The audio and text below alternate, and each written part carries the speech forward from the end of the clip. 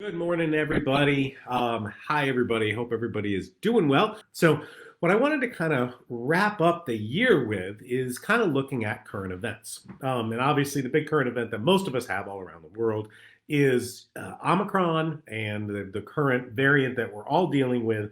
I want to make sure you guys are aware of the science that's out there to help you stay healthy.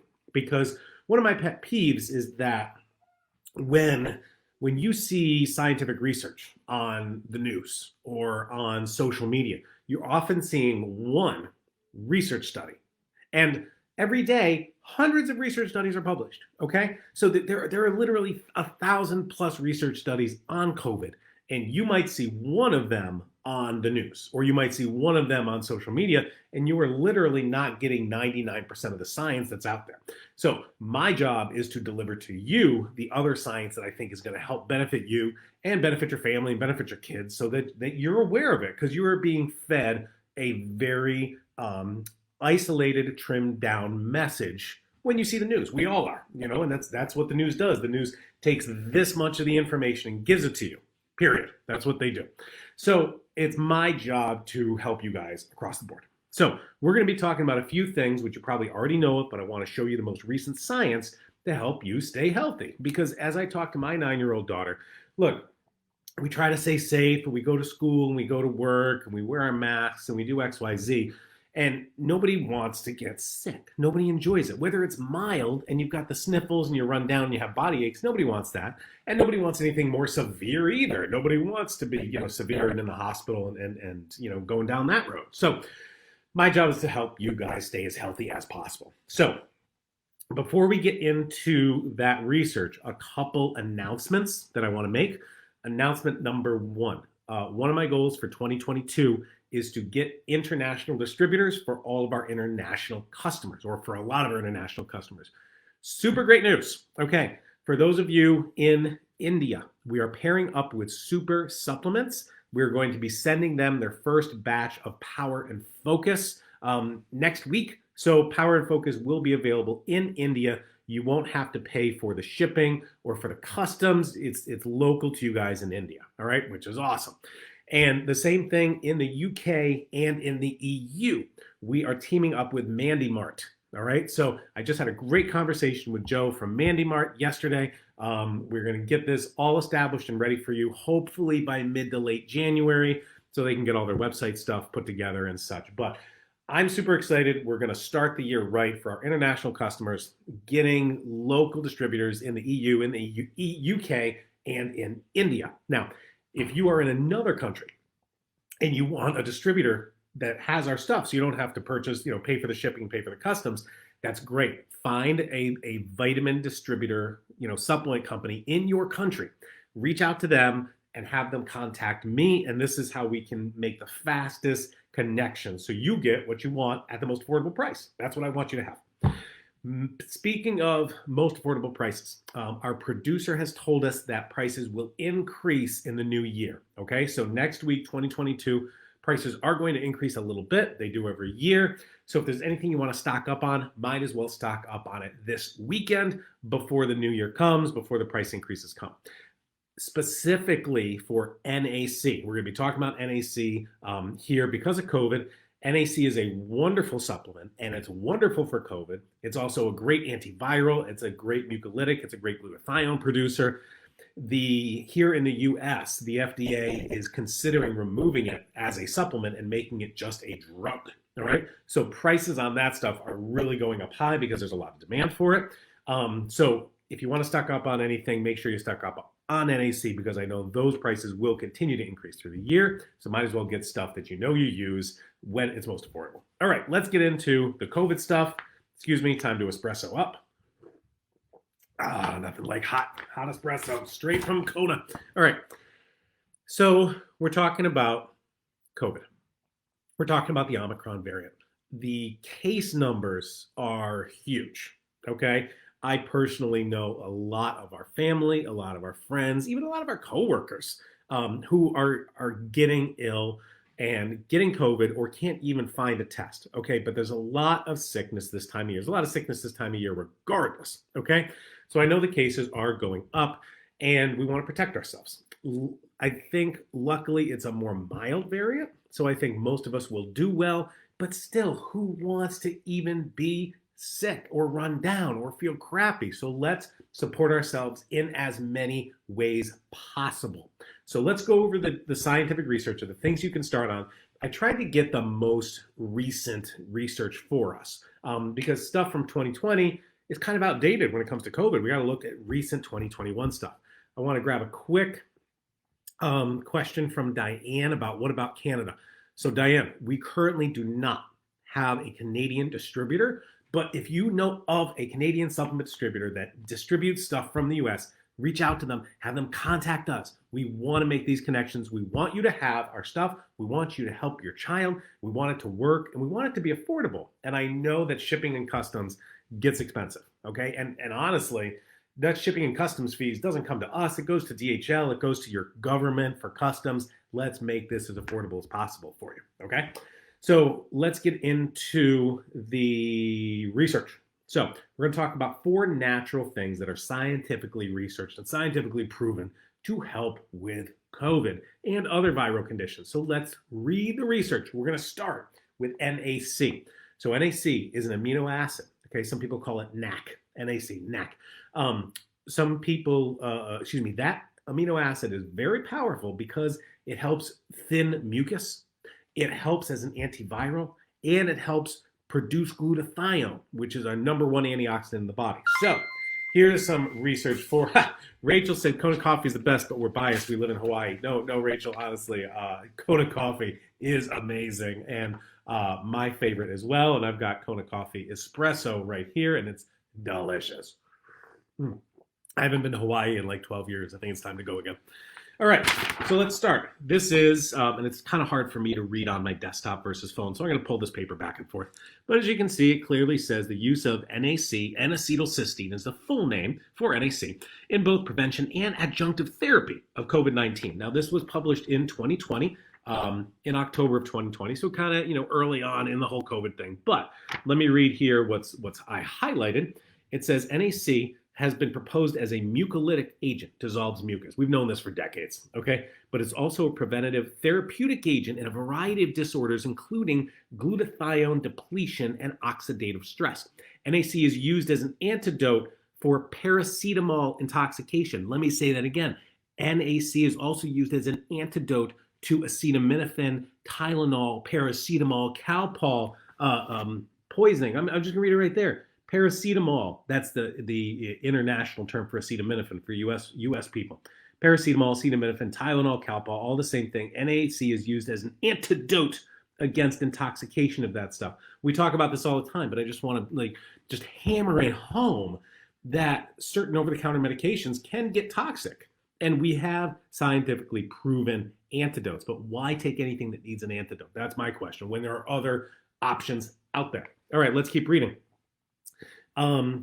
Part of this NAC blocks the angiotensin converting enzyme 2, thereby hampering COVID-19 penetration into the cells. So this is really important. I'm going to kind of highlight it. This talks about an angiotensin converting enzyme 2.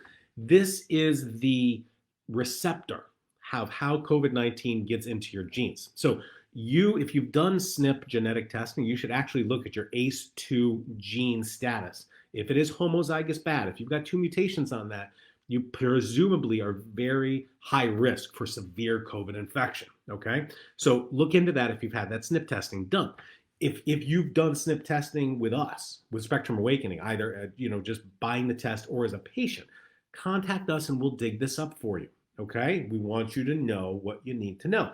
Or you also have access to your portal if you've done SNP testing with us, either as over the counter on our website or as a patient. You can access your SNP data and find that ACE2 gene and add on a little bit of either evidence that you will do well with COVID if that ACE2 gene is normal, or you may be more at risk for severe COVID because that ACE2 gene has 2 mutations. So look into that if you've done the SNP test. Okay. NAC is likely to attenuate the risk of COVID. All right. And again, I know it's hard to read this on the screen, but it's a good study. Now let's get into some more recent studies. These are 2021 studies, the potential mechanism of NAC in treating COVID-19. Let me back up and read what I've highlighted here. These talk about how NAC decreases inflammatory cytokines in patients that can also reduce the cytokine storm in COVID-19. The antiviral effect of NAC or on other respiratory viruses may also benefit COVID-19. So we know NAC reduces inflammatory cytokines in viral infections. Okay, this is why they are doing research on it as a treatment for COVID and as a preventive for severe infections. All right, here's another one. Again, this is from 2021, the use of NAC as a candidate drug to treat COVID-19. All right, and again, this talks about, well, this is interesting. I won't read this one aloud. However, there are no blank or antiviral drugs with proven clinical efficacy. I'm just reading a research study here. There are no, I can't read that word, I'm not gonna, or antiviral drugs with proven clinical efficacy. And again, this is published in 2021, people, all right? The NAC is a remedial measure and its pharmacological activities of potentially inhibiting the progression of COVID-19 make it a promising therapeutic action. Okay, Ashley just asked a question, how much NAC Ashley asked, is NAC a methyl donor? It is not, it's a sulfur donor. Kathy said, how much NAC for adults? So let's talk about NAC dosing. The NAC that we have is 600 milligram capsules, I believe, or 900 milligrams, I forget, one of the two. I would give at least, 1,500 milligrams, 1,800 milligrams, let's say 1,800. So it'll be 2 900s or 3 600s. 1,800 milligrams a couple times a day, all right? NAC is extremely safe. Intravenously, they give doses of about 20,000 milligrams. So doing about 4,000 milligrams a day is perfectly safe. It's oral versus the IV. So the more, the better with NAC. All right. Let's move into vitamin D, all right? And this is a study published in March of 2021, vitamin D status in hospitalized patients with COVID. So already we're looking at a group that is sick because they're in the hospital with COVID. COVID-19 patients had a vitamin D level. So this is COVID patients in the hospital. So we already know they're pretty sick. COVID patients in the hospital have a vitamin D level of a 13.8, okay? Reference range goes from 20 to 100, compared to the control group that has a 21. Sick people had a 14. The control group had a 21. Vitamin D deficiency was found in 82% of COVID cases in the hospital versus 47% of the general population. Vitamin D inversely correlates with inflammatory markers, and vitamin D deficient patients have a greater prevalence of hypertension, cardiovascular disease, and a longer length of hospital stay. Okay, so there's what I just read from this. I got a couple good questions on coming up here. Here's another vitamin D study, talks about the efficacy of vitamin D supplementation on mortality and intensive care unit admission of COVID-19 patients. This was published this month, December 2021. All right, what do we have here? Now these are people in the hospital. Okay, so we know they're severe. We know they have COVID. We know they're sick. We're trying to help them in the hospital. Obviously, if you're treating somebody with mild or moderate symptoms, it's going to work better than the severe symptoms. For those people who had vitamin D treatment in the hospital, 10% of the people with the vitamin D treatment group died versus 25% in the non-treatment group. So if you didn't take any vitamin D, you had 25% odds of dying versus 10% odds in the treated group. That's a huge difference, people. 25% versus 10%. That's a lot of difference you can make with one vitamin. We're not talking about just using one thing. We're talking about doing everything you can for your health. All right, I got a lot of great questions. I'm going to get to these. In those people in the hospital, 12% who were given vitamin D went into the ICU versus 26% who were not treated. So you're looking at like double the rates, the untreated versus the treated. So why not do it? Why not take some vitamin D? Why not take some NAC? How much? Great question. I printed out, this is from a vitamin D COVID research study that talks about if you don't know, all right, never mind if you do know, that's what the rest of the flow chart is. If you don't know your vitamin D levels, As an adult, take at least 4,000 IUs a day. Or if you are a high risk group, if you are older, or you have comorbidities, take 6,000 to 8,000 IUs a day. That's for an adult. For a child, it says the maximal prophylactic dose according to the age. And that age group is if you're 8 years old or more, take 4,000 a day. If you're between 4 to 8, take 3,000. If you're less than 4, take 2,000. Okay? And again, that's going to help you. It's going to help your immune system. It's going to help a myriad of things. All right, a couple more research studies, then we'll get into some good type of Q&A here. Here is a December 2021, just published this month, a case control study for the effectiveness of zinc in the prevention and mitigation of COVID. This month, this was published. Symptomatic COVID infection was significantly higher among the control group versus the treated group. So this is a real human study taking zinc versus placebo. COVID-19 group, the control group, had 10% severe symptoms. So they take a group, they give them zinc, they take a group, they give them placebo, okay? In the placebo group, this is just what they did with the vaccine study. They gave half the group the vaccine, half the group the placebo, and compared the rates of severe infection. Okay, so let me say that again. In the original vaccine studies, you got two groups. One group got the vaccine, one group got the placebo, send them out into the world, and look at the percentage of severe infections or severe symptoms and compare. That's what they did, okay? Same thing here. Symptomatic COVID infection was higher in the non-treated group at 10% versus the treated group at 2%.